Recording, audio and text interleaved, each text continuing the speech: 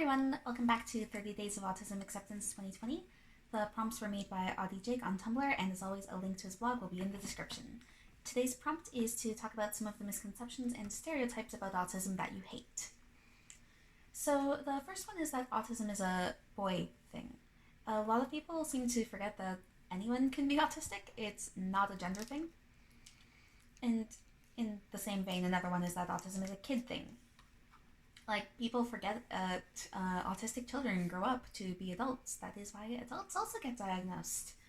Yeah, those two stereotypes about age and gender are huge contributing factors to a lot of people who don't fall within those particular stereotypes getting misdiagnosed, myself included.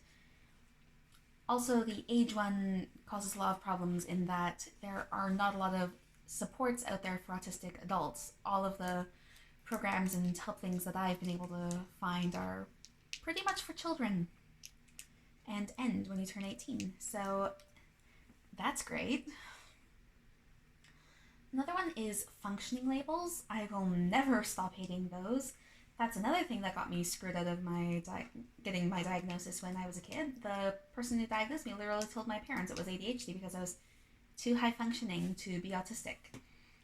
Which, in fairness, is probably not entirely wrong. I probably have both.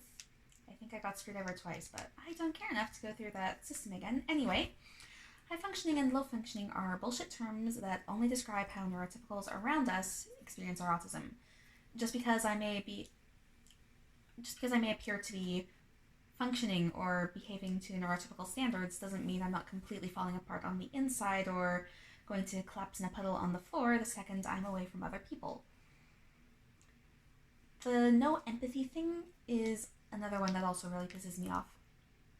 Obviously, this isn't something that's true for everyone. We're all different. Literally, everyone, autistic or not, has different degrees of empathy, but being autistic doesn't automatically mean that you don't have empathy. For myself and a lot of others, it's just that we can't pick up on the social cues and interpret based on body language that someone's upset.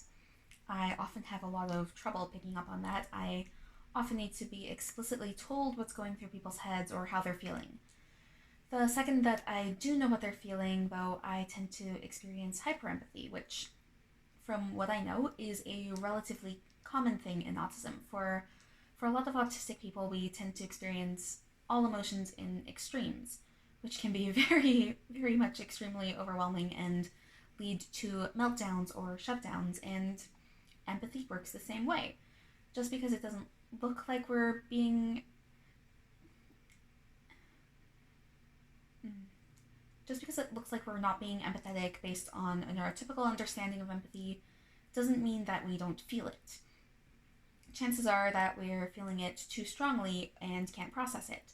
Or we just haven't picked up that something's wrong because we haven't picked up on the social cues. Like, literally just talk to us instead of making assumptions, unless it's a meltdown or shutdown, in which case do what your friend or family member needs you to do to help them through that, which may be talking or maybe something else. Just don't assume that we're not empathetic. There are a few others I hate, but those are the major ones that are coming to mind right now, and I've got a German exam tomorrow that I need to study for, so I think that's enough for today. Thanks for watching, and I will see you again for tomorrow's video. Bye!